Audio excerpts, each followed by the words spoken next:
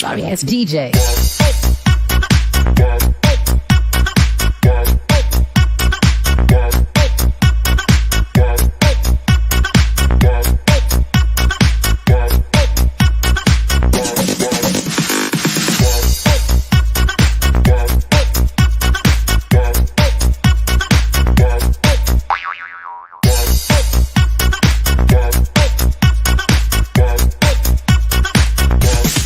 You can get some.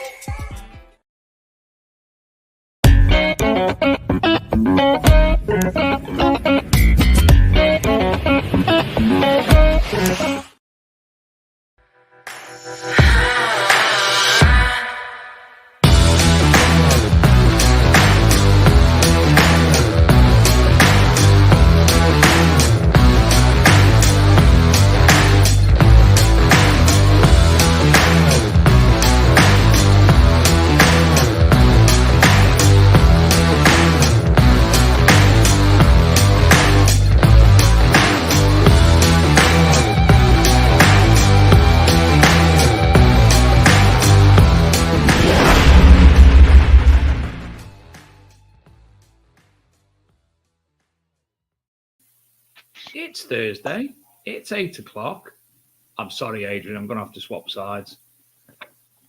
That's better because otherwise it confuses me. The wrong way. Oh dear, It's what are you Thursday. like? It's 8 o'clock, and it's the Big Detective Show. Hello, Adrian. How are you? Hello, dear. How are you? It was all right until I got all confused. Then I was going to put that on, but it's too hot. Very hot. How you been? All right? I can't remember. Well, it is Wednesday, middle of the week. So Thursday, Adrian. No, it's not. It's Thursday. Yeah, yeah. It's nice and warm. We've been moaning about cold weather, wet weather. Can't get out detecting, and now we've got this heat and sun, which is good. Which is going to last at least 4 more hours. Which reminds me, I watched something on television tonight which scared the life out of me. You know, drones. This is metal detecting related. Farmers now can seed when they got the cover crop in with drones, which don't compact the field. They've probably been doing it for years, but it's getting more common now. So basically, the cover crop's there, and they can seed it whilst the cover crop's there, which is great, but not for us. Which means it's going to be cut, and then the seeds are going to be taken straight away. So a constant seeded field. I think these drones cost a lot of money, and it's not right for all farmers and stuff. But yeah, how scary is that? Can you imagine it? Oh, which for me down in the southeast, where it's predominantly fields, quite scary. But lots happened this week, hasn't it? Loads. I don't know. Honestly, I can't remember.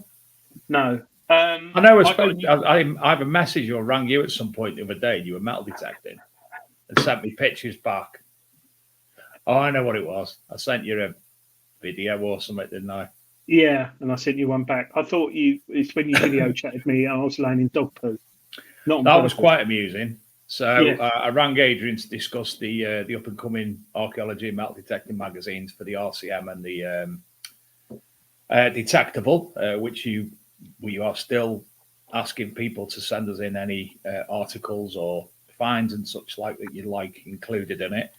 And Adrian was in this really weird position on the floor in the garden. I was like, "What are you doing, mate?" And he went, "I think I'm laying dog poo." All right, yeah, that's fine. It's just a general conversation you have with Adrian. It wasn't. It was. It wasn't. It was like, you know, when you scoop it up and put it in the bin or whatever, or recycle it or eat it or burn it. There was like skimming, and I think I put my elbow in it, but it's all right. It's gone. I was in the garden because I was sorting out my pond, but I was also testing out metal detecting related. The routers. If you've got a routers first, so there's probably some few in the chat who've got one. It comes with the standard DD28 coil, which is great. But they've gone and bought out a new one, the DD24. Gosh, that's little. Well, it's 24 centimetres. Females say to me, but that's another story. Looks a bit futuristic. Lovely little coil. But I've been having a play with that. It's not going to give you loads.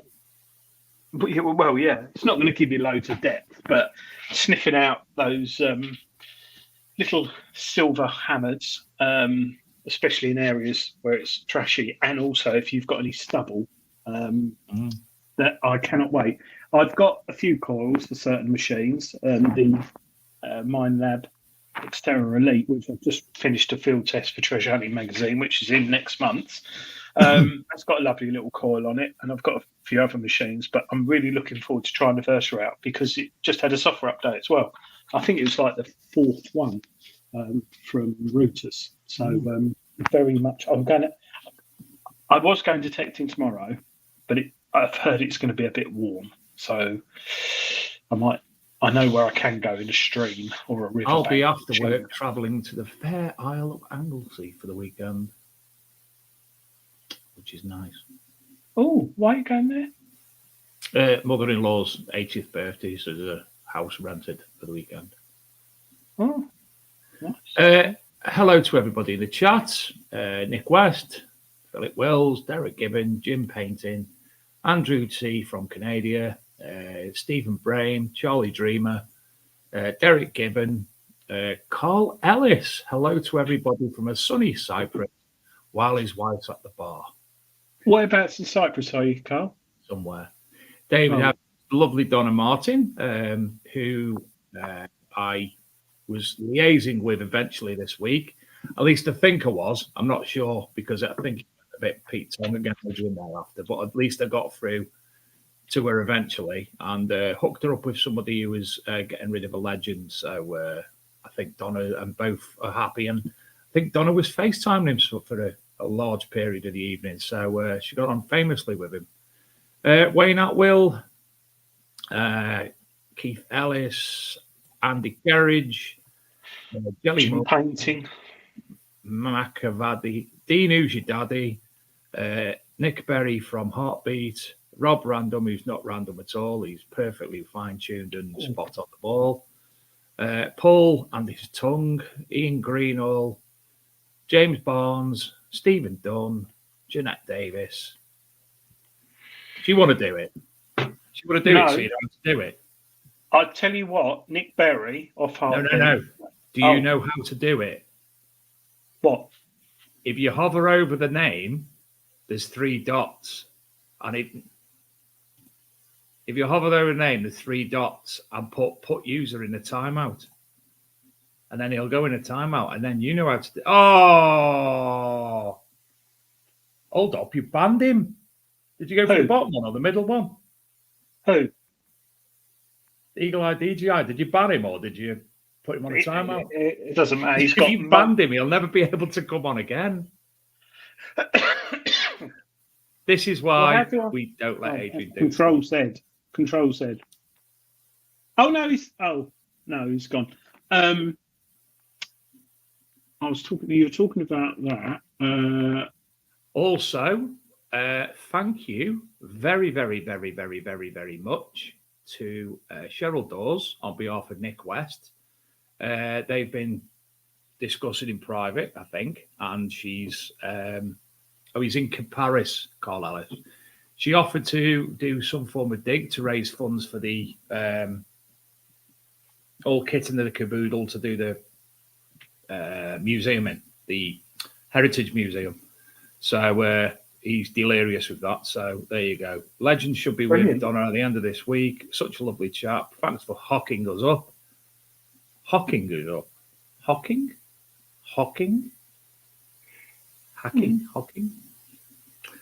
And Liam Perrin as well. That's how he makes the Worcester sauce. Oh, very nice. You've actually banned him. Yeah. And I actually don't know how to get rid of being banned. He comes back up normally in about 10 minutes, but you've actually banned him, and I don't know how to unban him. I'll have to find out about that. Sorry, James, it wasn't me.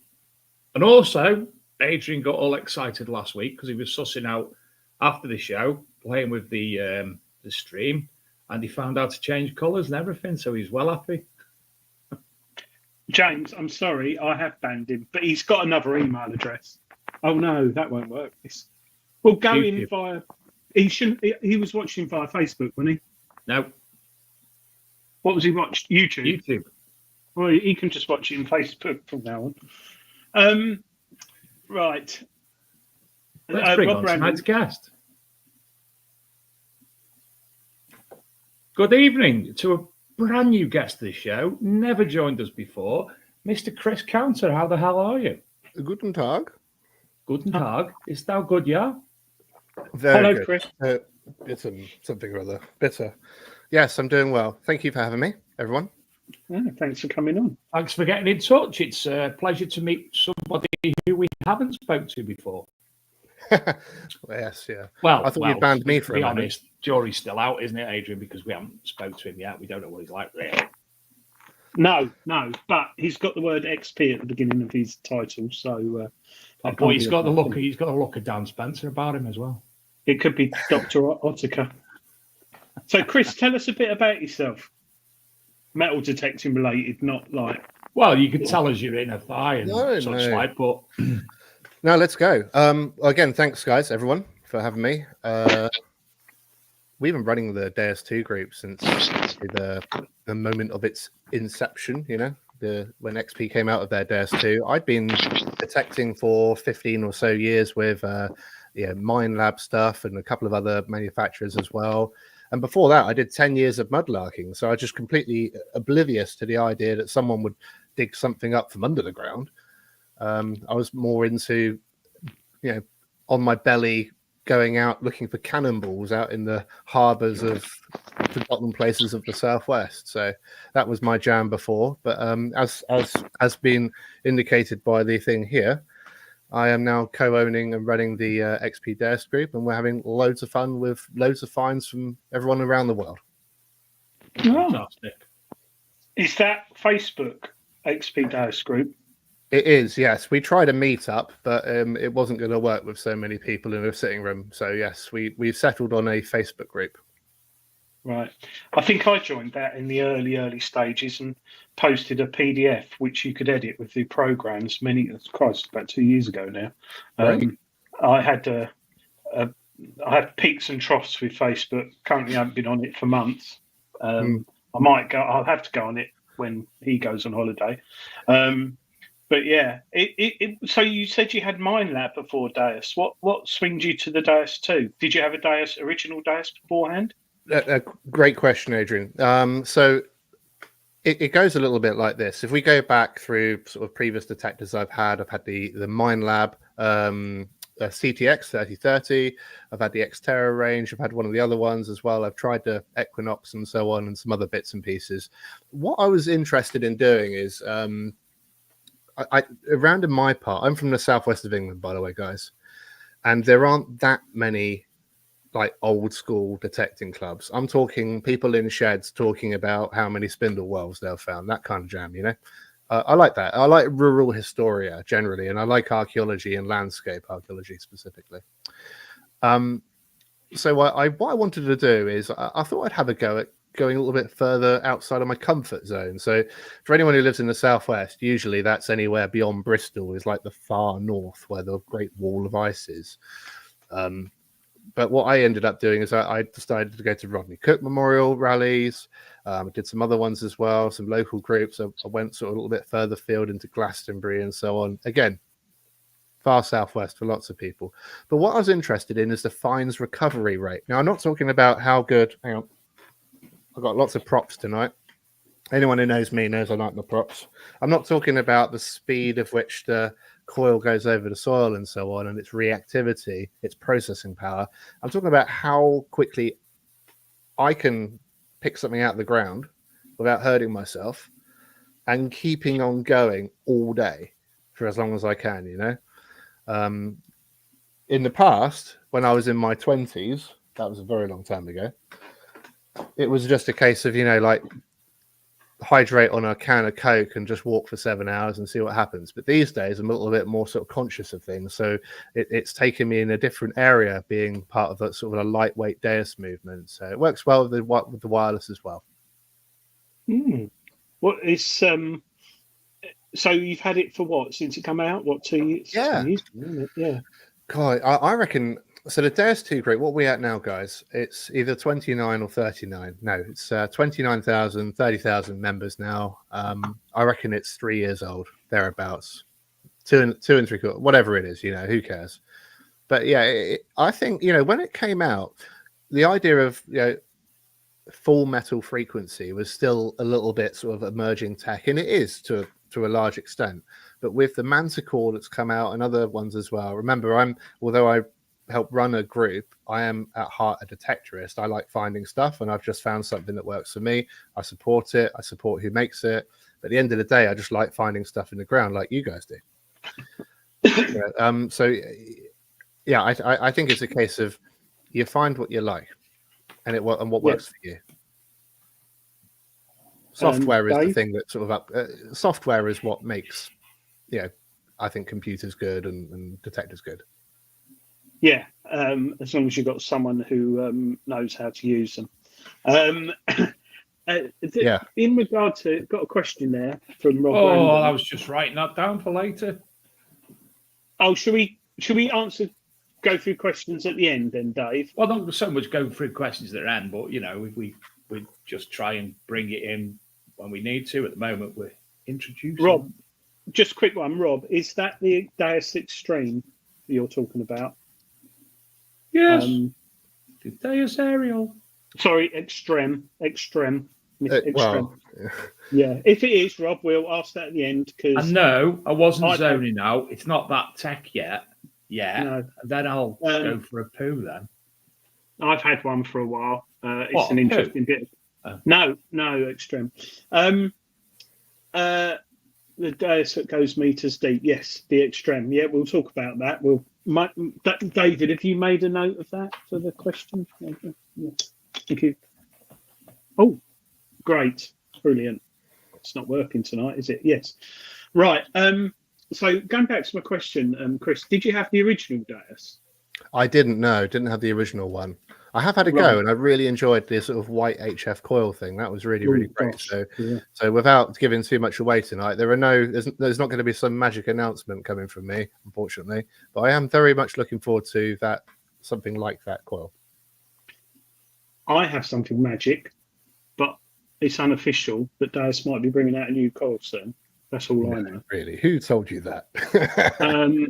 A man called it doesn't matter. Wayne Atwill. No, it's only because I saw his name in the chat. Hi, Chris. Is it only Deus 2 owners you allow in your group, or can we die-hard, old-school Deus 1 bottom feeders partake?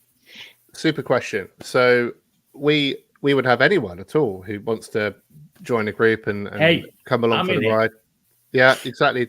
Dave's in it. I mean, we tried to evict him, but he kept coming in through the back door, so to speak.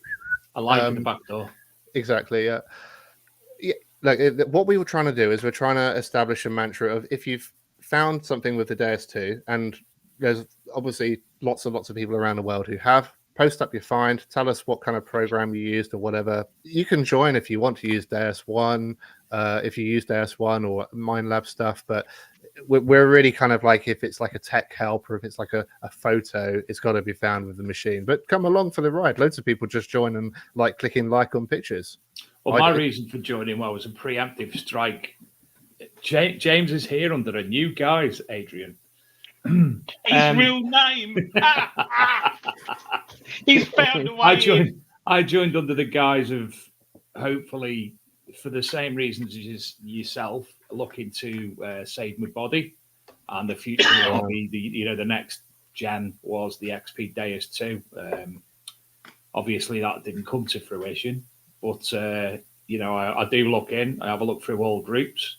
And the likes of tonight, when somebody who is a member of an XP Deus 2 group, I will share the show to that, because it's in context with what the group's about. Like, obviously, I've shared it tonight and on your timeline. And so don't forget to go on in a minute, Chris, and put at everyone in the comments, and then everyone will watch you then. Or go, who's commented on who's this? Click on it. What's this tagging us again?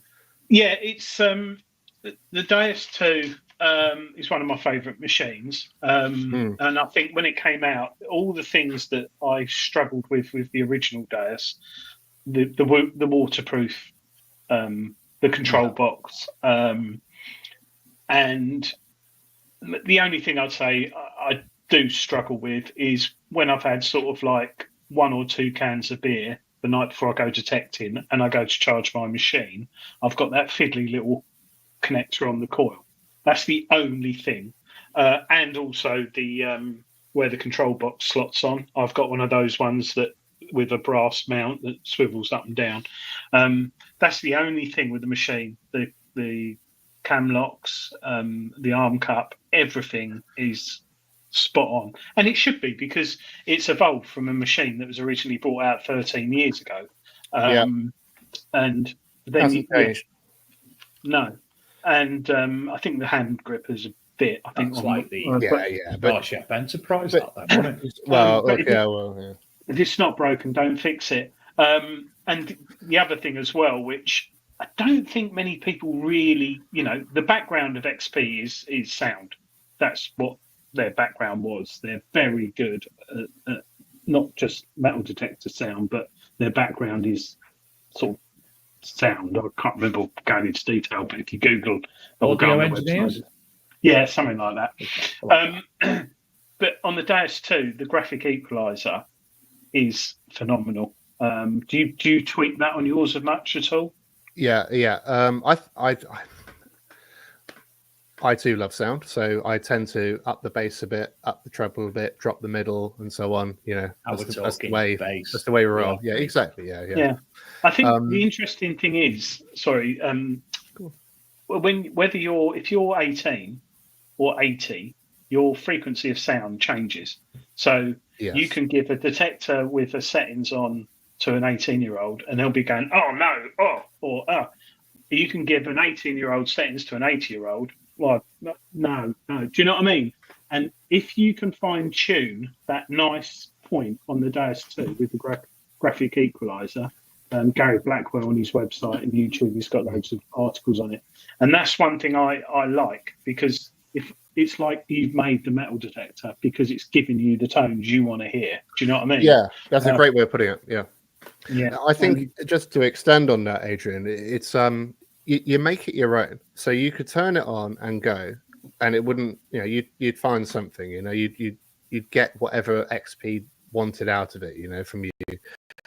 But you can hone things. So let's say you're using 13-inch coil. Okay, so 13-inch coil and a 9-inch coil do the same thing, roughly the same depth and so on. That's just the XP way. It's not like MindLab saying it's a slightly different kind of way of doing things. It's roughly the same depth. However, if you have the 13-inch coil, by definition of what it is and how heavy it is, you're going to swing it slower. And because of that, you can sort of change your settings just a little bit to get you a little bit extra depth as well. And that's what we see loads of people taking advantage of. In addition to that, you'll know that the Deus sort of way of thinking is what we call the PWM tonal range, which is like 99 and plus, different sounds you can get out of it. It's great because it allows you to sort of almost see around targets when you're going over them. But you could, with some manipulation, you can make it sound a little bit more like, say, a MindLab, giving it like a square tone kind of thing, and that might help you get those really like light, punchy bits like a foot down. So it's very versatile. Dave, have you had a Deus 2? You haven't, have you? Sure. No, you'd like it. There's so many options. I can sort of speak from a semi experience is that the best two mates detecting buddies, both with the Deus 2, and as you know, Adrian, what Shane is bringing out the ground with the Deus 2 is smashing it. And a lot of the time he's smashing it on ground that you wouldn't have expected to find stuff that he's smashing it on. Oh, I know. Only too well. This is why I showed the Americans. This the other day. I said, this is a Roman coin. Sorry, can't really see it very well, guys. But, this is so thick that anything in the world is going to pick that up, okay? But when you have like a multi-frequency machine, you'll find that, it's a difference between finding this tiny little thing and, say not, if it's in sort of iron infested soil. And so you could up your reactivity to allow you to do things like this, which you wouldn't be able to do with, say, many other detectors. But, as I said, I'm just into detecting. I just happen to have found something that I really like and I support. But, anyone is going to find that. And that should be celebrated, Enjoy the hobby. That's what it's all about. Yeah, it's my Deus 2 has paid for itself twice over since I've had it in fines easily. And I only use it. How many times? I used it for 3-4 months when I got it non-stop. And then after that, I went to another machine, then another. I've probably had 6 machines since then. But it's always in the car as a backup machine. I went out the other. Oh no, that was the battery went flat on the coil. But it surprised me that not more manufacturers. What's that, Dave?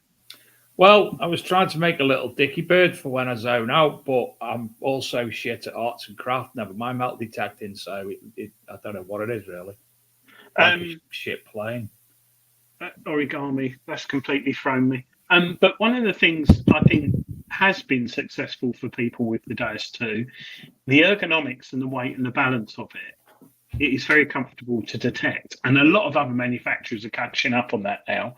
So, I've just got them. The Minelab Xterra Elite is a nice lightweight machine. The Golden Mask 7, which I've got, ridiculously lightweight. I think it's the actually same weight as the Deus 2. I've got to measure it. I think, what is a Deus 2? 1.2 kilograms? No idea. Light. I think the Golden Mask 7 is 1.4, so there's not a lot in it. But if you've got a comfortable, it's a bit like driving, isn't it? If you're driving a cab to the south of France, it's going to be hard work, noisy, bumpy, and uncomfortable. If you've got a Lexus or something else comfortable, which the Deus 2 is, it's beautiful to use. You're going to enjoy it, and you're going to detect longer, and you're not going to get arm ache, like you said earlier, Chris. You're going to be able to detect all day long. And I think the last 3 or 4 years we've seen that, with the Simplex coming out, lightweight machine, and a lot of manufacturers following route. It is compactness and lightweight, and you could say that everyone's copying Deus. They won't say that, but everyone wants a compact, lightweight machine. So how do you find, what headphones do you use for your Deus 2? Over ear or? I like to choose the sort of cup earphones. I can't remember what they're called for the moment. Someone on chat will probably put it, but XL something or others. Yeah, you kind of get already where I'm coming from as a person. I found something I like. Someone goes, "Oh, buy that." I'll go and buy it, give it a go, and so on. And I know this is all an expensive hobby if you make it one. But yes, I prefer the cup headphones, but I do still like to sort of shift one up a bit so I can kind of hear what's going on around me. At the end of the day, you're out in the beautiful countryside, if you're lucky. Have you used I wear mine. I've even got them now over one ear and one ear off. Yeah. I like the over-ear headphones. When I'm in the other room, I wear them as noise cancelling as close to my head as I possibly can. That's not to say I haven't. I mean, I've so I was in a place in Cornwall, and for about 3 or 4 years. That's a good point, actually. Thank you, Adrian. You're not got glass. There's no decorum here, is there, Dave, with Chris? Well, I heard we are the moderators of decorum, and we strongly offended by your you're allowed to drinking vessel. Yeah. It's a nice one though, so hopefully that'll get me some ground. But I digress. So I was in Cornwall. Every time you hear the word Cornwall, you can have a drink, maybe. And I was absolutely adamant that I'd found some sort of medieval hunting lodge. And I know everyone would, say, "Oh well, yeah, whatever." But I'd gone through all the paperwork, I'd gone through the old maps and so on. And although it wasn't on the old maps, I'd figured out that was the case. Oi, Dave. And I stumbled across this Edward I coin, middle of nowhere. So Edward I coin, and there's medieval pottery scattered around it as well. And I thought, yes. And like, that's the moment when you've got those big headphones and you clamp them down and you're in your zone and you spend a good hour just, can't hear a thing. Whereas those ones that go around the back or anything like that, not so sure on them. I'd like to try the bone conduction headphones. That's something I'm into trying. They're really, really good. The quality of them is a little bit plasticky. I actually tried them in the bath with the metal detector when it first came out. How big is your bath? It's very small. But I just wanted to see how it worked, because they worked obviously out the water. But I think when did I get the detector? I think it was like October. It might be January. And I filled up the bath and I got in it, and my wife saw me and was very concerned. Just shut the door on me. But I did have a full costume on, swimming, ladies. No, but yeah, the bone conductive ones, you see a lot of people jogging now with them, and a lot of manufacturers bring them out. The Deus 2 ones, I've never used properly underwater, as in beach lights, but they are it's weird. It's really weird. It's Yeah, it's I've a bit heard like that. when these things came out. When Yeah, AirPods came out, that everyone was like, "Oh, so weird! You can talk to your phone, but you're not got it at your head." I'm old, so 10 years ago when Bluetooth headsets come out and stuff. But yeah, it's the bone conductive ones are good. What's have you had anything go wrong with your DS2 since you've had it? well, I'm a throw it in the truck kind of guy, so I don't look after my equipment as well as I should, but the co-owner of the group, he does, so it's a nice little mix there. I have had things go wrong, but it's largely because of this. The DS2 is a lightweight bit of kit, okay, and although we don't have the problem of coil ears breaking, touch wood, Early things days. can break. They can break, and at the end of the day, we're looking at something which is lightweight. Now, if I God, I'm good with the props tonight. So I think this is no, it's not. But Deus. Oh yeah, I did actually. So Deus have come out with a carbon fiber stem now, and what we're looking at with that is it shifts the breaking point, if you like. So the potential for a break isn't going to happen here. It's going to happen more up here, or it might flex a little bit less. It might feel a bit better. I haven't had an awful lot go wrong. I am on my second or third coil, but again, I'm a use it, throw it in the truck. I sometimes walk for a mile or two before I even set the bag down. So that's the way we roll down in Cornwall. I had a cam lock break on mine. Well, no, it didn't break. It just wore out. Regton's Marcus took it there. Well, not there. I was at Detectable. He went, gives it your agent, bish bash bosh, put a new one on, no problem. And touch wood, since then I've not had any issues. That for updates. Absolutely, Adrian, and the support network from the distributor Regton, and indeed, of course, all the shops as well, which carry the trade. The repair solutions for the DS, especially within its warranty period, are second to none. They'll tell you the honest truth as well. If it's broken, this is why. Send it in. You're covered under warranty. It's when people try and create a story to explain why it's damaged. They've seen it all before. I've seen it all before. I'll know if you're telling the truth or not. Yeah, mine's been thrown around. Christ knows. Yeah. Tony Kaywood, going back to what you said earlier, Adrian, he said he's been out today with the new Reuters coil. Very first signal was a silver Jaws the 3, third threepence. Nice. Dun, dun, dun. Also, as he's just entered the room, I would like to cordially thank Mr. Stephen Pettican, the tidy treasure hunter, for what was without a doubt, and I had to video call, I'm not doing well here, am I? Video call Adrian, who was lying in poo at the time. This is why I remember why I actually rang you now. Not my poo. He was lying in dog poo at the time. I had to ring him for a grand unveiling of items received from Mr. Pettican. Excuse me, Chris, because I'm going to have to.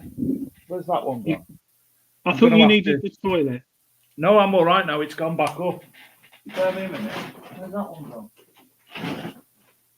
Oh, there it is. So I'm going to go on big screen so you can both drink and smoke and stuff while I go on big screen. This is the type of package that I receive. Now there was some other things in there, which we will see about in the near future. And apologies for this green screen thing today, but there is also a rear brake light, brand new. That is nice for a trailer. Which Adrian straight away was like, "Oh, what's it for? What's it for? What's it for?" Just the one. Mm-hmm. Yeah. A plastic dinosaur, historically accurate, obviously. Just the one. I'm going to put that there. It's my little dinosaur. You don't show the one you're going to give to me. I'm not. A Red Hot Chili Peppers Blood Sugar Sex Magic CD, which nice. I've already got, so this one can live in the van.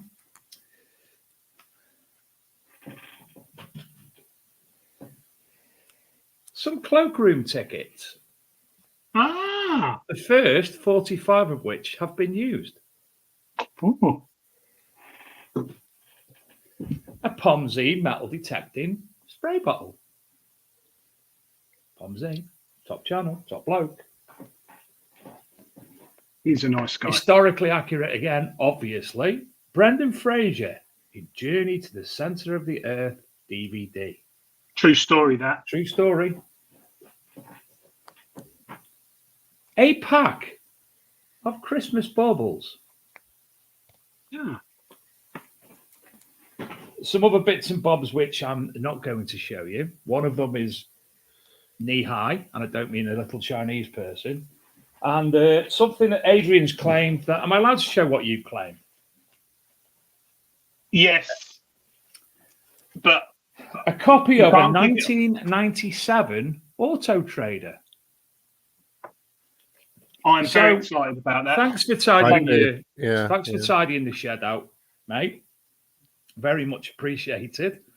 And you never know, some of these may appear in future competition prizes. Sign the brake light.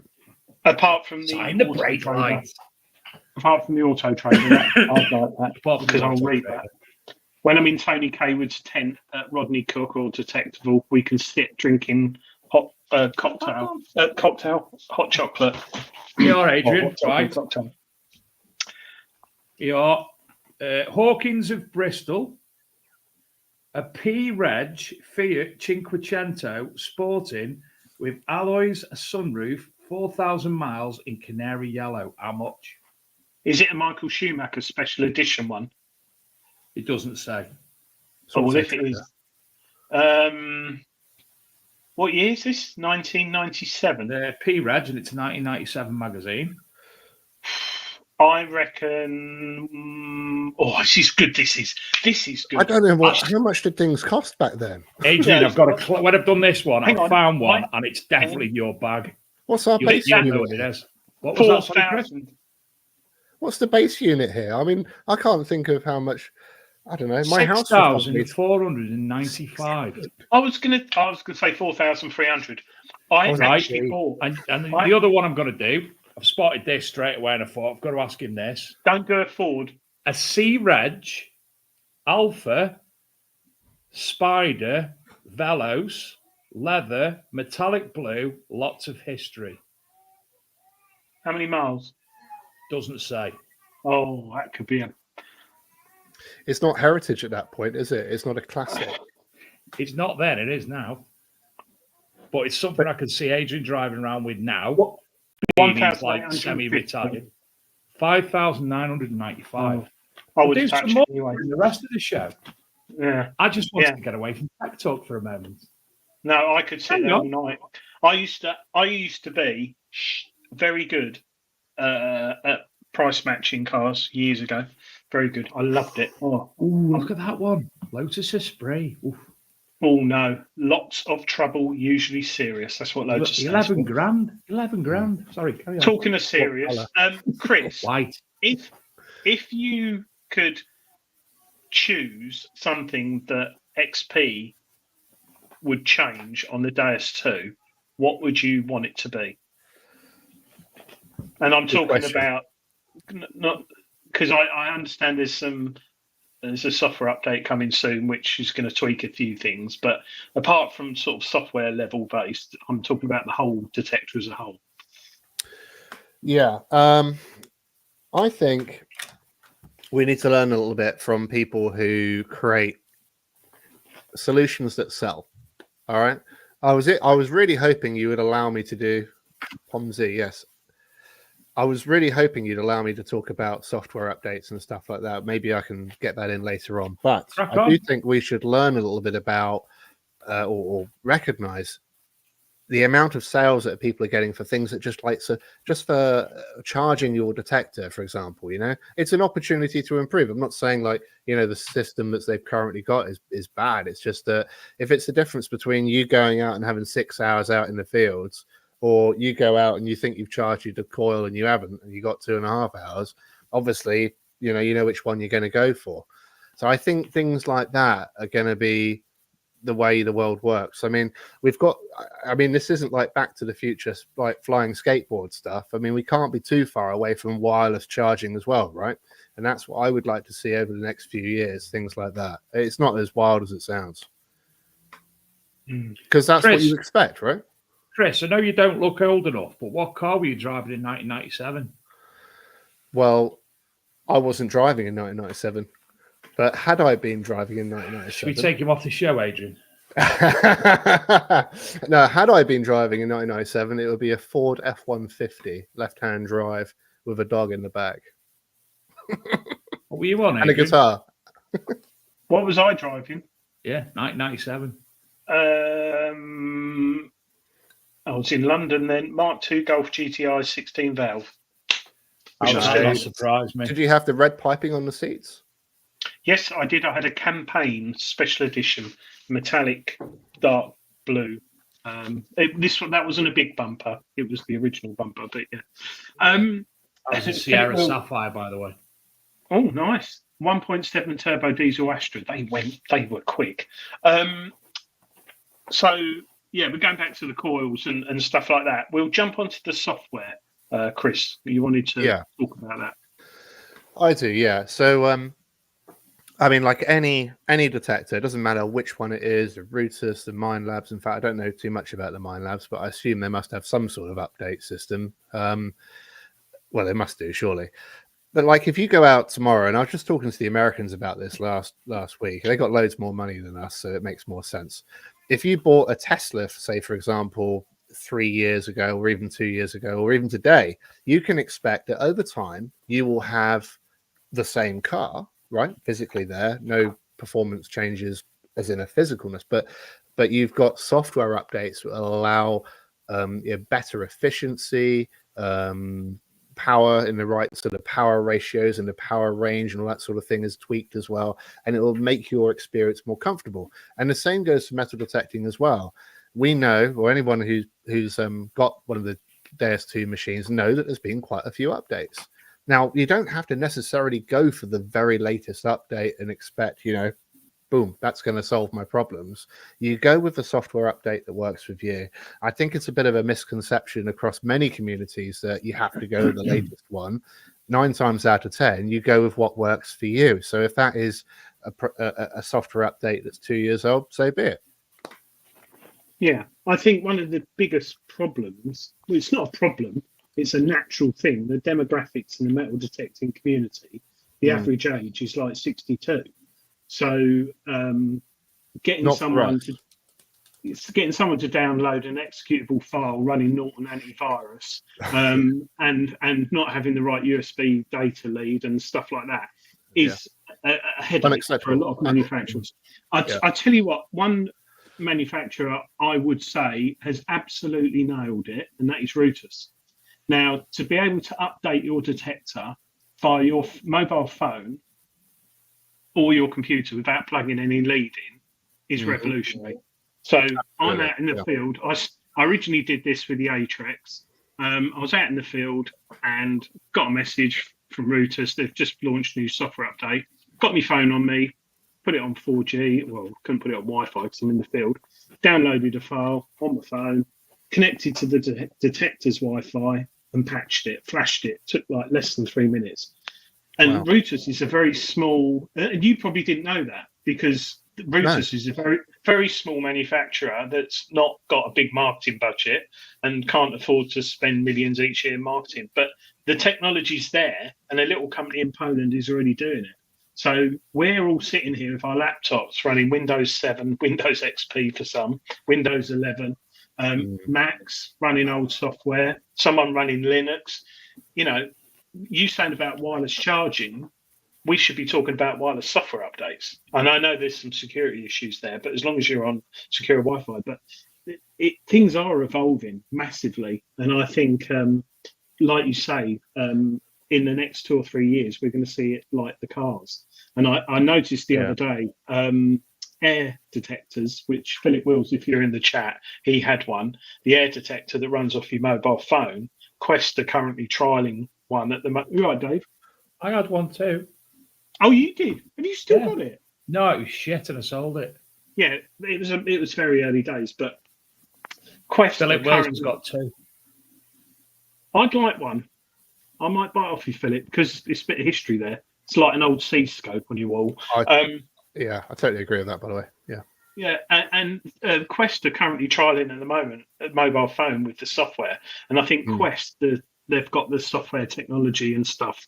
Nothing against the original air detectors, but to be fair, going back to the air detector, Adrian, I would probably believe that would be in a totally different place now if it wasn't for the war in Ukraine. Yes, and COVID as well, because obviously and COVID, obviously. So it was 2018 that I first met Alexei Samakov. He was the principal person behind it, and thereafter, obviously, the world fell to pap for Ukraine. Philip Will says, we can talk. Yes, we will, Philip. If you're going to Rodney Cook or Detectable or No Frills this year, hopefully you are. TC detects Rutus, ! Update in the middle of the field. Yes, Tony, you can do that, can't you? He's not. I like it. I'm not. That's Philip Will. But yeah, going back to rallies, are your XP2 Dash group got a team of people going to rallies this year? Yeah, we're going to be doing one this year. We'd have liked to have done both Detectable and the what's the one? Just Detect, the Roman Fields one this year. That looks like it might be a banging set of fields, by the way. Yeah, we wanted to go along to that and be fully represented. And hey, look, there's probably loads of our group that are going there anyway. But as for me, if you like, we're going to do Rodney Cook, and I think we're going to. My boy's only 5 weeks old, so there are certain things I have to do. Never too young to go detecting. My 3-year-old is pulling Romans out of my garden. I've just scattered them, and men. Yeah, obviously, Italian men just rolled up in carpets under the ground. Yeah. We've all been there. Look, I'm itching just to talk about things like Rutus, right? So the reason why, in my opinion, manufacturers like Rutus and Nocta and so on work really well. Nocta's probably a poor example. Seascope, let's keep it real. Like, what they're doing is they're making a decision and they're going to hell with it. Let's just go with this. All right, let's go all in. We're going to try that concept. And if it doesn't work, we'll just change it. And that's what makes good companies. When companies make assumptions or they dilly-dally on things, that's when you have like a stagnation and you have like 10-year periods where nothing really happens. You think about prior to wireless detecting, I don't. Apart from the DS2, sorry. If you think about wireless detecting, I know there's a patent on it, but there's been nothing really like it. And I think, there was an opportunity to improve there. So yeah, I think the small companies are really what's pushing the big companies forward. A bit like Britain, really, isn't it? We come up with all the ideas and then someone else steals them and produces it in China. Did you hear about the Nordic country where the metal detectors, or it might have been a CB radio or something like that, it operated on such a specific frequency that it conflicted with their national security radar system, and they just said, nope, just disable that thing. So none of the detectors worked at all. Wow. And they had to rush out an update to fix that. I can't remember which manufacturer it was, doesn't really matter, but it's a real thing if you Google it. It happened. Yeah, I know that was one of the issues with the Manticore. I think Minelab have potentially got a wireless coil technology up their sleeve, but the Manticore pushes so much power because it's got double the amount of batteries than the Equinox to the coil. The actual EMF that's produced by the detector would breach the radio regulation. Do you know what I mean? I can hear one coming. Yeah. Should we do Adrian's Wall, Dave? Why bloody hell not? I'll let you do it. Do you want me to do Adrian's Wall? I can't do it. I'm training him up. He's like my apprentice at the minute. He's my Padawan. I know how to. I know you would pick a video and play it, and in the background I'd set it up. Is that right? Yes. Right. Let's do that then. Do you want me to play it? Yeah, because I can't do it. Okay. Competitor says no. I will know how to do it though.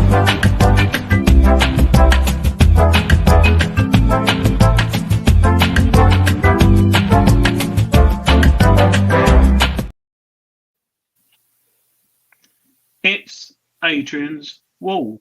Those who haven't played before, there is an item that's been found by metal detectorists from finds.org. It's good. And Nick Berry, you're not getting it. And Philip Wills, you're not getting it first tonight. And this is from the Portable Antiquities Scheme website. And you have to pick a number and guess what the artifact is behind the number. This tonight's show is kindly sponsored by Dig Eyewear and Composite Cleaning Pencil. Although there is no prize tonight unless you want a rear brake light. Yes. And I'll as give you a are the prize. guest, Chris, Sorry. you get to choose the first number when Adrian changes the picture. I'll give a prize. Chris is giving a prize. What have I got? Is this If hat it's worthy? Deus, I've won already because I know what it is. What is it? Let's I do a can't sticker. see. Hey, How many Adrian, you've not questions are taken there? the picture yet. Just one prize, Chris. All right, we'll go with hat. I'll pick one and send it. Thank you very much. So The the person- winner of this will be kindly given a hat by Chris. Here we go. You've got a new hat, haven't you, Adrian? Which we'll look at in a bit. Yeah. I've got lots to say. So, Chris, pick a number. 21. 21. Do you know what, Adrian? I've said this is going to be dead hard, but I can see it there already. It's not a purse bar. It's not a pom-pom hat. It's not a Where's Mia. It's not a Roman nail or a Brothen token or a Roman coin or a gold talk. Number 16. It's not a medieval dagger shape. It's not a bit of a tractor. 11.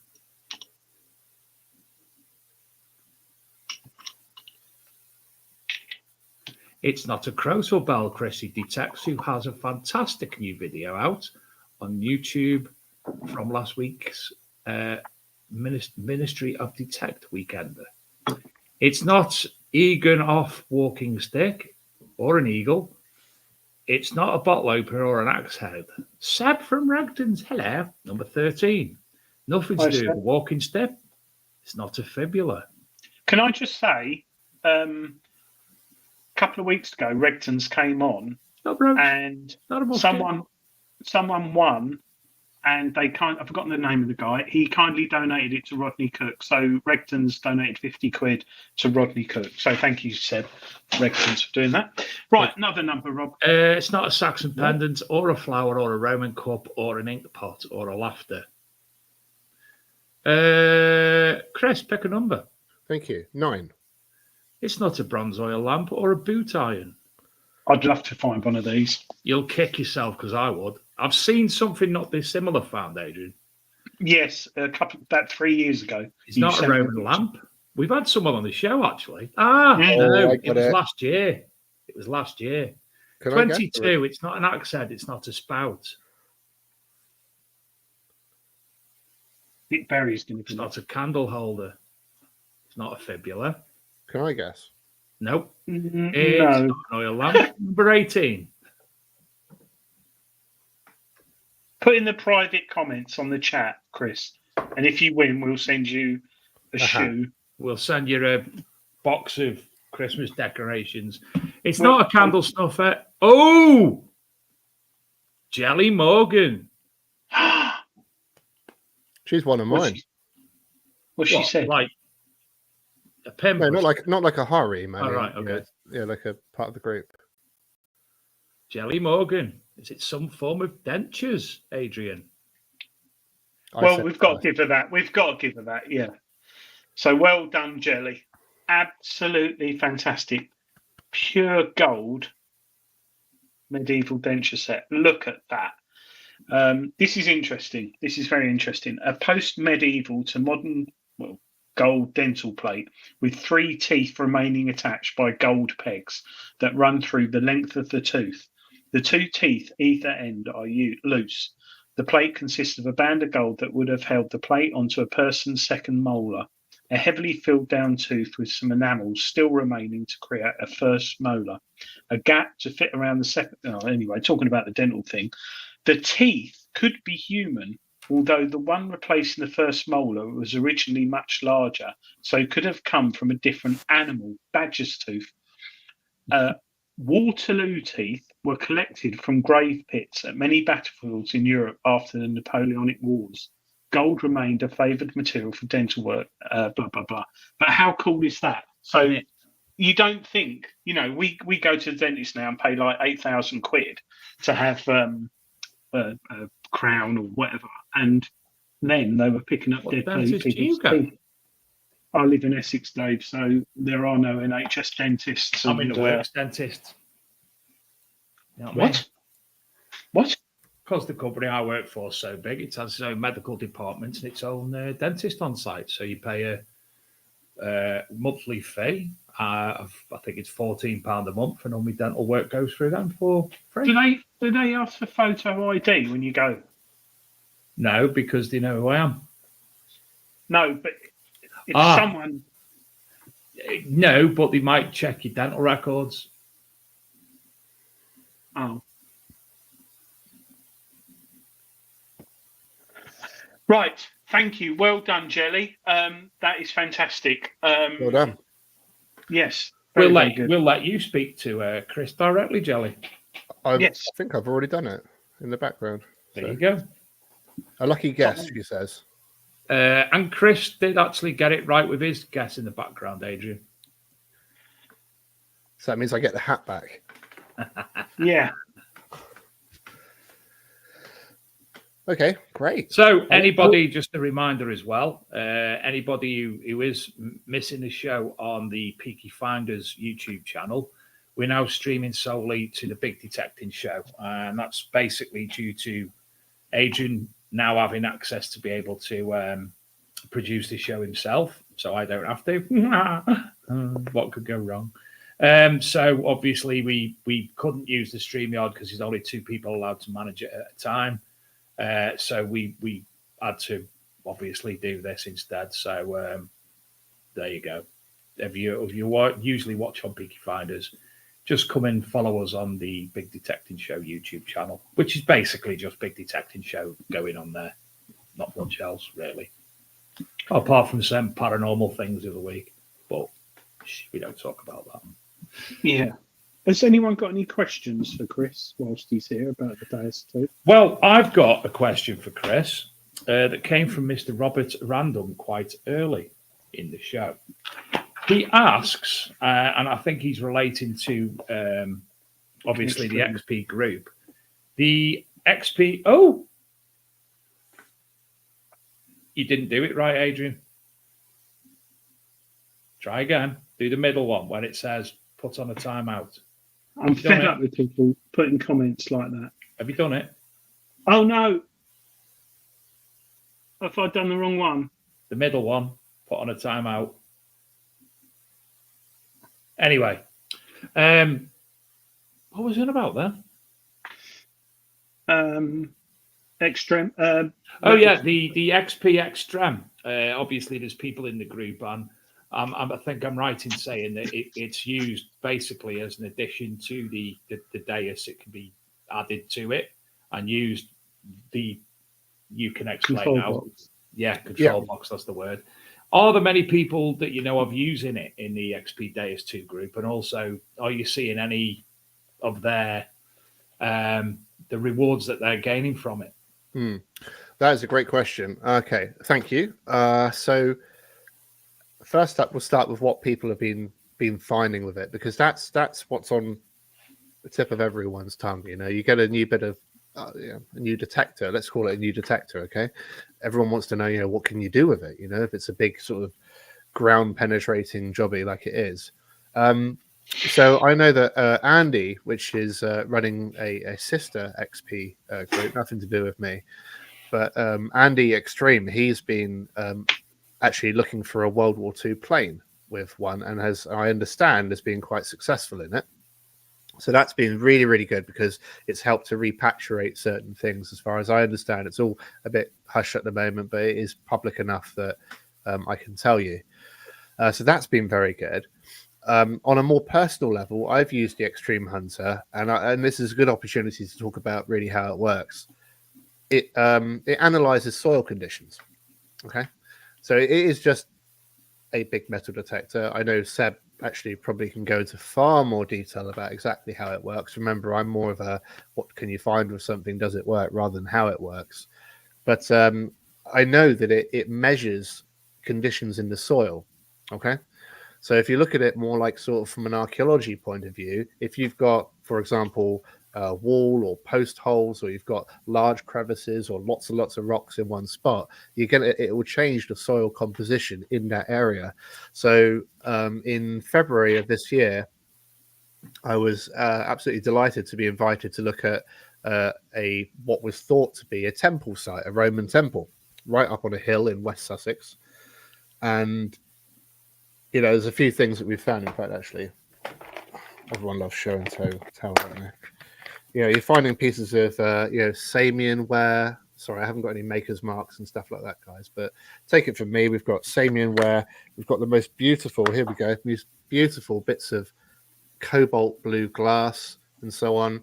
This is sort of scattered on the surface. It's really, really interesting. I'm just basically effectively borrowing these pieces for the time being. And there's sort of Roman coins sort of scattered on the surface. It's kind of field of dreams, I guess, for a lot of people. But the Extreme Hunter, of course, what I wanted to do is not necessarily find a hoard or anything like that, although that would have been nice. It was really just to kind of map out the area. So using its great ability to tell you when it goes over significant soil changes, you can actually map out the very basic diameter or position of a building, and that's what I've been using it for.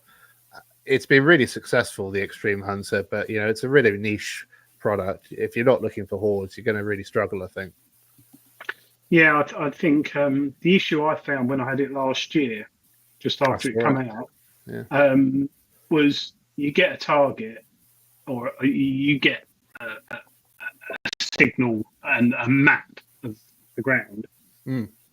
But when it's a day like today, you've got a sort of spade, you're not going to really want to dig down 4 foot. So it was more for mapping, I felt. And I do feel that XP will probably evolve that software in time to be able to LiDAR. But I think it was quite clever how they basically just did a simple software update on the original DS2 handset, and it just clips on. So you can buy just the 2 TV aerials and the shaft and go out there. But it's so light to hold. It's almost too good to use, if that makes sense. Because you're holding it, it's like holding a very light shopping bag walking around.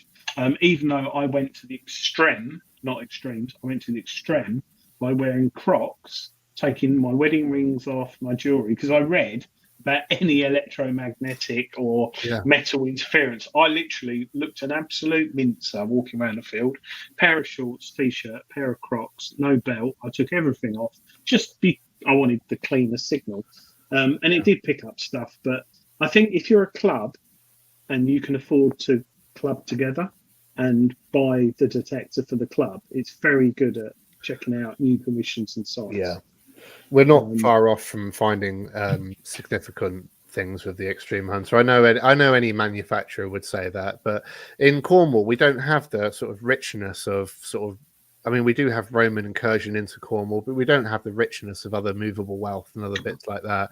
So what we do have, though, however, is energy efficient pathways. So if we go back to like sort of prehistoric times, Dave's kind of glossing over a bit here. You're right, Dave. I'm just leaning over to do something. Yeah, but you were at a Neolithic site the other day, so this is actually quite pertinent to what you were doing. It's very nice, by the way. Please tell us more in a sec. But yeah, energy efficient pathways. If you can understand using, not necessarily LiDAR, but just work out where they're probably going to be. If you're using a tool like this, like the Extreme Hunter is a massive, great big bit of kit. If you follow that path, remember, Cornwall is a massive trading part of the UK. And so theoretically speaking, as long as you hit the right routes, you should be able to find it. And of course, as we say, energy efficient pathways are the same throughout generations. You don't just suddenly change, So Extreme Hunter will pull up the good readies at some point, but I'm really interested in this plane, and hopefully Andy will tell us more in time. When you say about the extreme hunter being able to loosely look at the composite of the ground conditions and such like, are you able to log all that within the Go Terrain app and therefore keep a record of what you're actually doing? Like, for instance, if I was to use some geophys kit, I could obviously look at sort of things and put it into a program and look at it. Is there no way you can link that with the Go Terrain app yet? Try that, Aid. Yeah, I was quite shocked. It basically relates to James Barnes' question. It needs a true graphic to be truly useful. And I agree, James. Yeah, it's early days. Me and James have spoken quite a bit about general landscape archaeology and so on, how we can use technology. So I'm, for what it's worth, and I'll only be quick on this one, I'm really interested in what we call NDVI photography, which is where you can use an infrared camera to see how well the crops are growing. Farmers use this quite a lot in wide open areas. Not so much in the southwest, the Wales, the Welsh and Cornish, not used very far there. But that's very useful for that. About whether it integrates with Go Terrain, I would love it to do that. There's going to be at some point autumn this year, possibly before, hopefully before, but let's just say autumn this year, there will be a massive Go Terrain update, which I'm not allowed to tell you too much about, but we do know it's going to be more accurate. We do know that it's going to handle data better. So whether that's input or output, I'm not able to tell you, but it's going to handle data better.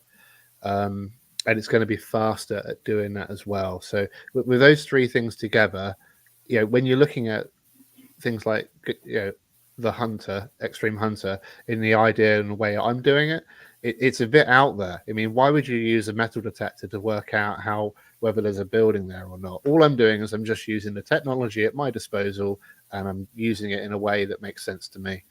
Go Terrain, though, it's a really good thing, and if anyone wants any codes for people obviously non-users of the XP, can you just introduce them to what the Go Terrain app actually is? Of course. So in simple terms, Go Terrain helps you log finds. So you use it on your phone.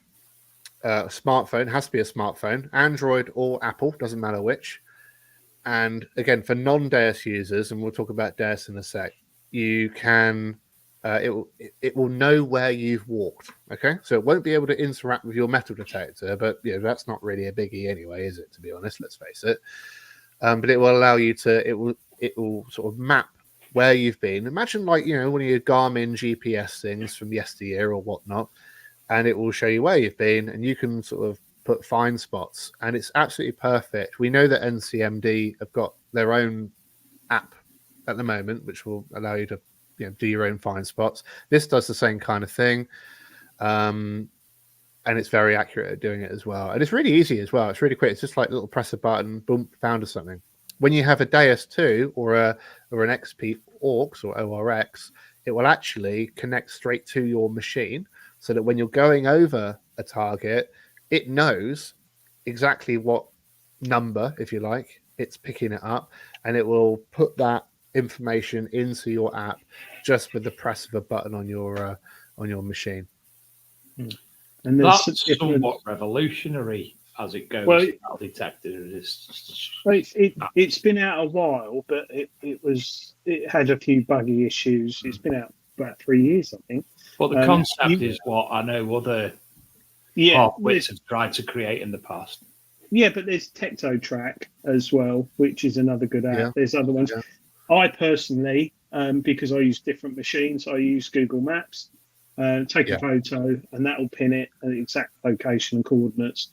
Because some people are obviously paranoid about sharing the data, and I know XP probably clean that. And you've got the EXIF data in that image, which, is obviously wiped because XP are in France and they've got EU rulings, whereas we don't know. Your stuff. Yeah. Yeah. So it's, I personally use Google Maps just because I can use any detector. I tag it, mark it. And only the other day, there's a few of my permissions where the fields come free, and I looked at one, I thought, flipping heck, that's where, got like 14 hammers in one area. Amazing, and you think, and it's. But I think the thing about XP is they're working on improving it and developing it, and they're moving forward, aren't they? At the end The of group the day. mode. Just Yeah. Go on. Yeah. Just, Right. Go on. You go first. Group mode. Explain about group mode. Yeah. Group mode. Now this is where it's at. Okay, so we've talked about, and I'm passionate about all things XP, and I love talking about other detectors too. But group mode for Go Terrain, that's where the interest is for me, because if you've got, say, your mate and they're in a different field, because it happens, especially on big rallies, they kind of wander off. It's just the way of the world.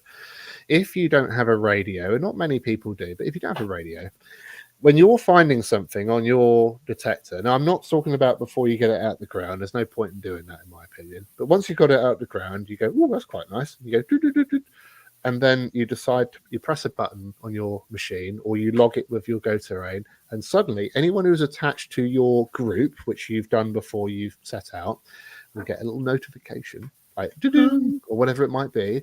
And honestly, I tell you this, Just a Tech Rally last year. It went a little notification here because I kept it in my backpack, looked across, and there's someone in the distance waving at me, and I was like, that's it, that's the moment, isn't it?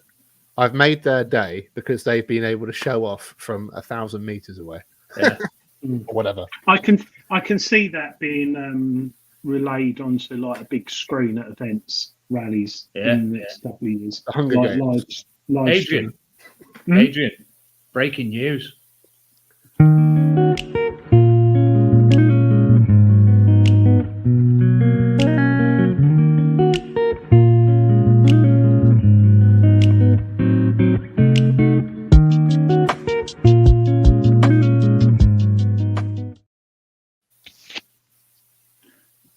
There you go.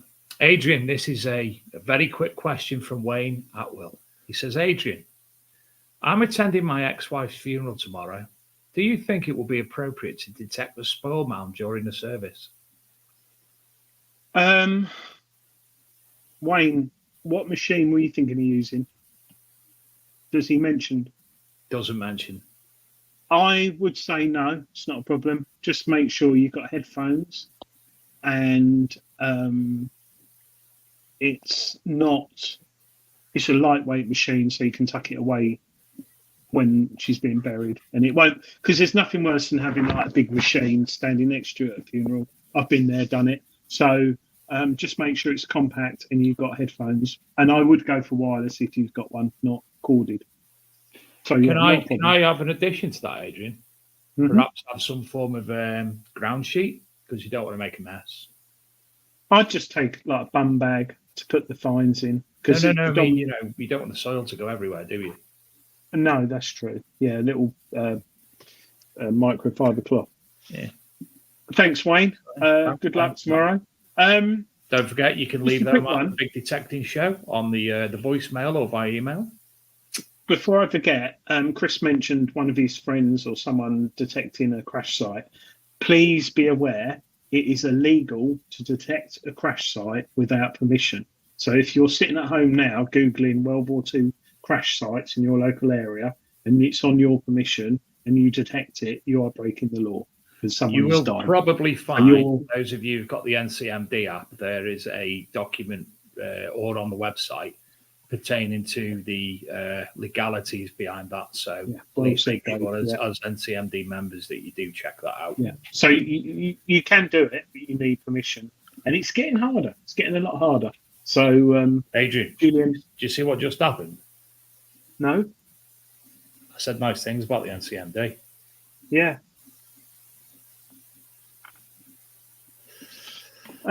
Yes. In the water. So, yes, Matt Kent asked Julian Evan Hart for advice. He's written loads of books, and he's also repatriated knives. Or somebody else, bullets, just cigarettes. as important, who's in the metal detecting community. Speak to Nick West at the Military Heritage Museum or Metal Detecting War. In fact, there he goes at the bottom. Big no-no. Nick will be able to, obviously, anything related to anything military.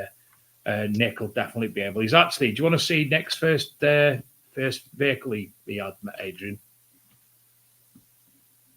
That's a yes or a no answer, by the way. I reckon it is a. Sorry, his 1997 vehicle. I reckon it's a Volvo. You think it's a Volvo? You might not be able to see this because the picture hasn't come out very big. Nick Berry, will I find gold this weekend? No, I'm afraid you won't, Nick. But I tell you what Nick did do. Oh my God. Nick Berry Art on Instagram, YouTube. What? Can you see that? Yeah. Let me find a bigger picture. Looks like a blinking Hummer. Nick Berry Art on YouTube and Instagram. You've got to watch it because Nick's a detectorist, those who don't know. And he also runs the jumble sale at Rodney Cook. So if you've got any old socks or shoes, odd ones he takes as well, just contact Nick. But he did a fantastic video on YouTube this week. I won't explain what it is, but it is amazing. Nick basically reproduces significant historical artifacts. So I like the corsets that he makes. I think they're wonderful. Yes. He actually uses fish bones as well, doesn't he? Yeah. It's a World War II Daimler Dingo. I love that. That's what he was driving in 1997. Have you been to Bovington before? To where? Yes. Yeah. Bovington Tank Museum. Yeah. Brilliant. And now I thought you said highly that place that's on CBeebies. Oh no, it's really good. That was chugging. And not confused. There's another one as well, Buckleborough Collection down in Norfolk. That's really good as well. Tanks, Rob Random claims he bought my pink budgie smugglers at the last RCM. We all know you're a liar because they were more brown. Yeah. Right.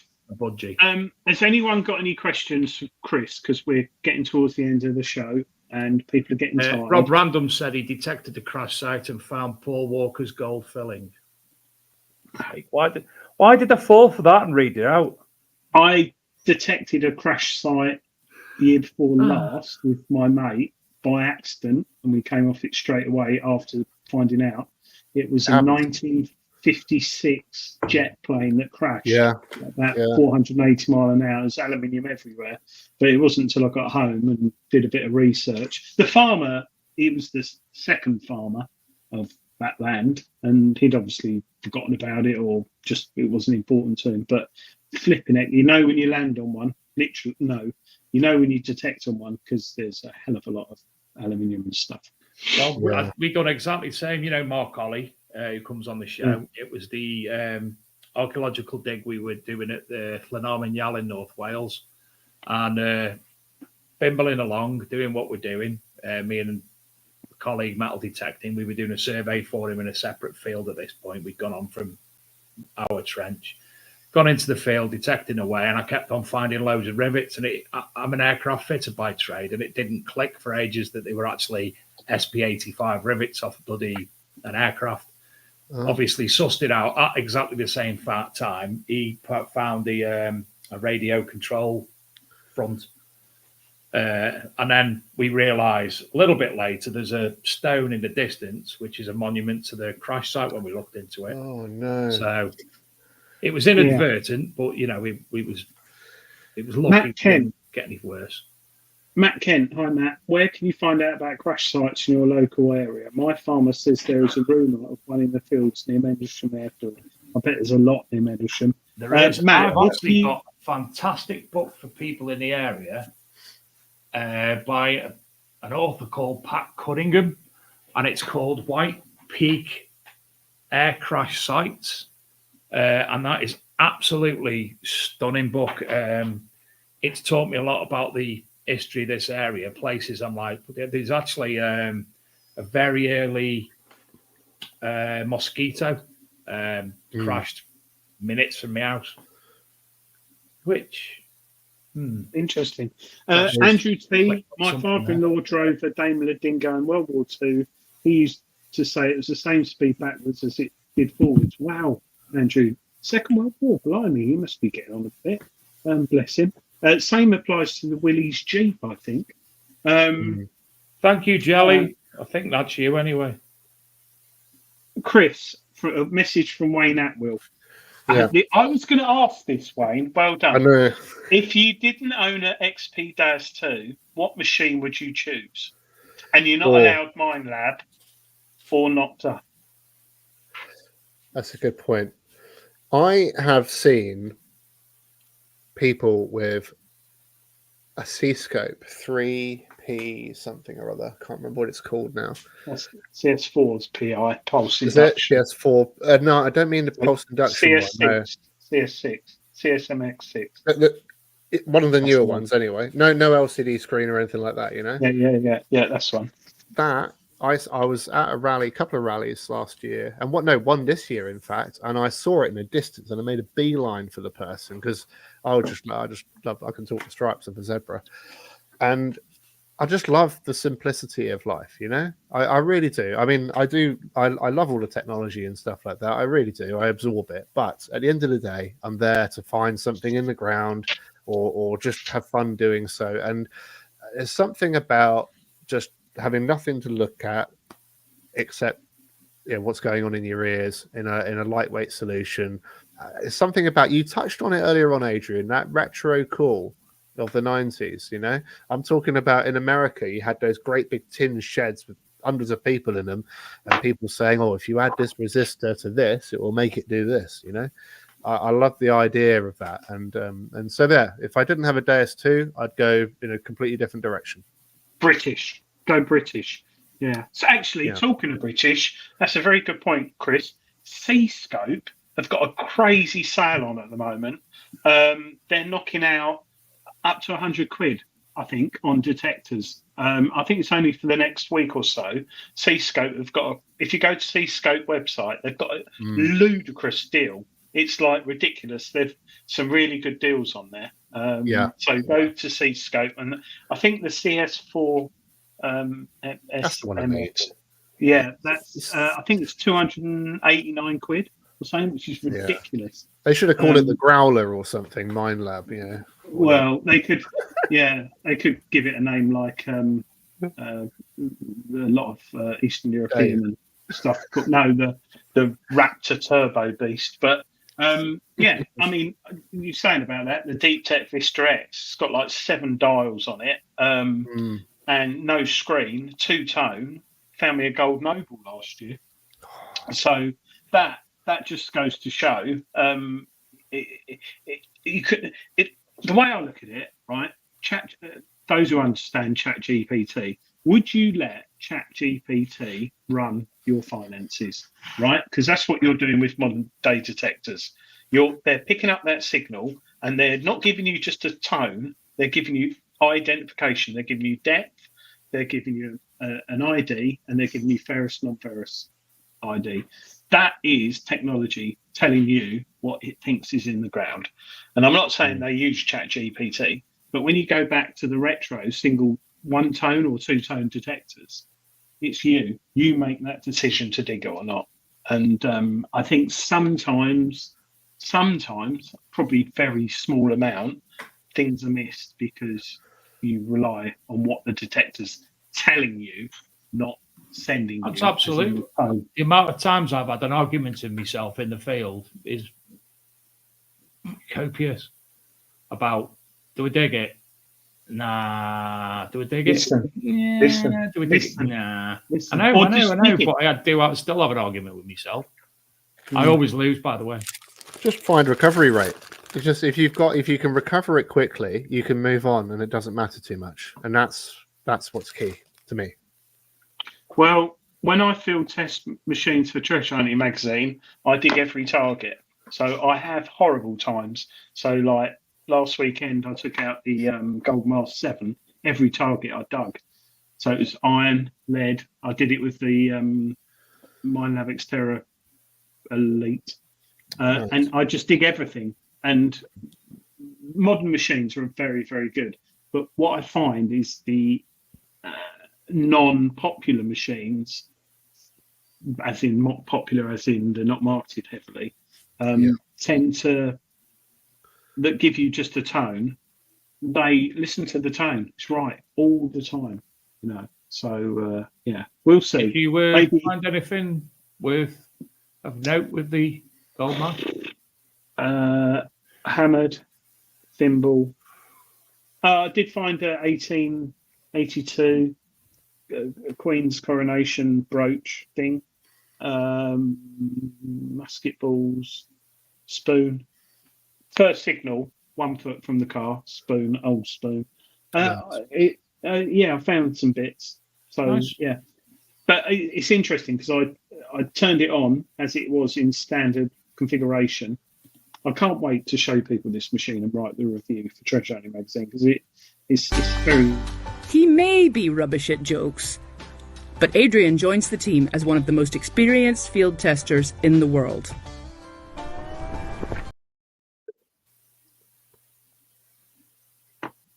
Right, is it that time?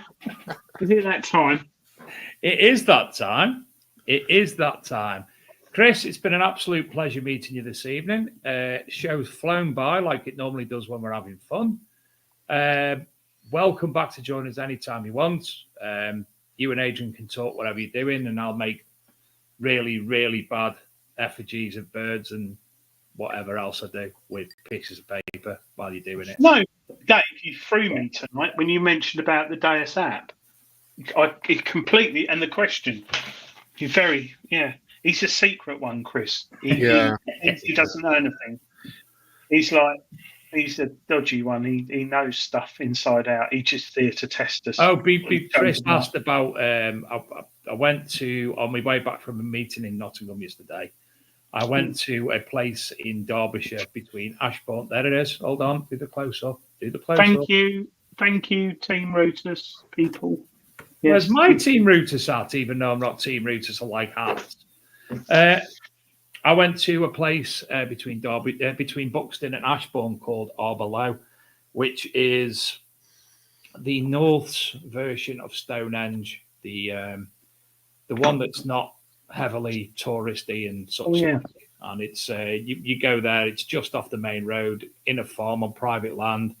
Put £1 in the honesty box and jump onto the land. Fantastic. And I put a brief video, about 7 minutes or so, on the Archaeology and Metal Detecting magazine Facebook page last night, and I shared it to a few other places. It's just my in essence, it's not the word I'm looking for. It was just my ramblings and looking at it to show people exactly what Arborough is, because a lot of people, Adrian didn't have a clue who it was. It was good. It was really good. What did you find, really, by the way?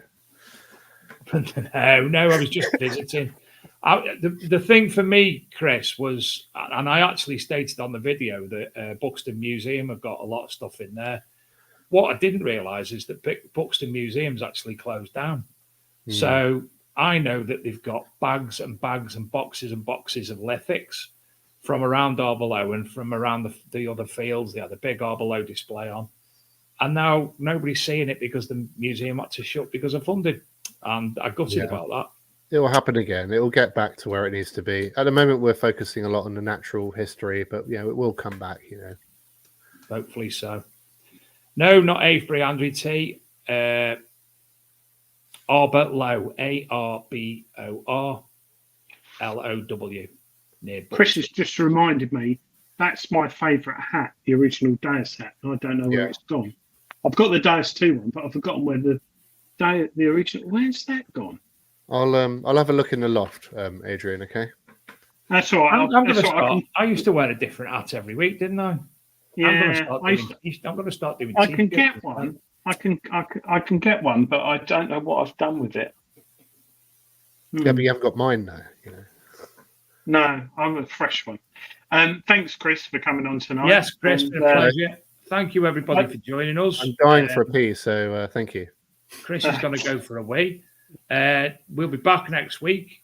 Hopefully, I've invited someone as a guest, but they haven't got back in touch with me yet. I wanted to get them in next week before I disappear for 2 weeks. One thing I haven't shown you. 1 minute. Where is it? To be downloads. Oh, that's wrong button. Chris, you can go for a wee if you want. Yes.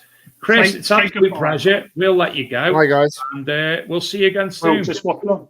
Take care, Chris. Bye. Have a good one. Bye-bye. Thanks to Chris Counter. Absolute pleasure having you tonight. Yes. Is it? Hold on. Where's my downloads? So he's going to send Jelly the hat. Those two. They're really good, the Dice hats. I'd say, yeah, they're probably the best out there, actually. Although, someone needs to create a trucker-style one where it's got venting round the back. So the front bit's like, and it's got venting like a trucker cap. Because I like those. Because they don't let the rain in, but they let the heat out. I'll show this one, which is a mini video. There you go. So this is going to repeat. So basically, for those of you who don't know, we had James and Ollie on from Digathon a few weeks ago, and currently you can let me put that off. Hold on, hide that. So currently, if you go to digathon.co.uk, it's a new event that's coming in August next year.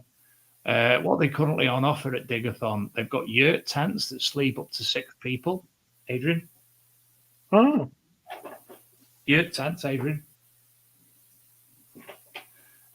Old tanning experience, that's novel. Over 1,000 acres of detectable land, free to use showers, quiet and lively areas to camp in, huge marquee with live nightly entertainment, a night market on Friday, multiple bars including cocktail bar, various street food vendors, traders and detector test areas, and so much more. And that's up in Poppleton near York. So if you're interested, digathon.co.uk. What I told Ollie, I would obviously make you aware. They've released this information over the last week, and there you go. So anyway, how do you do that now? Remove. Right, Adrian, have a delightful week. Yes, and good luck to all those who go out this weekend. And make sure you drink lots of water and take water with you. And good luck finding history. And if not, friends and family. Good night, everyone. Yeah. Or lead. Or lead. Or iron. Bye. Or milk.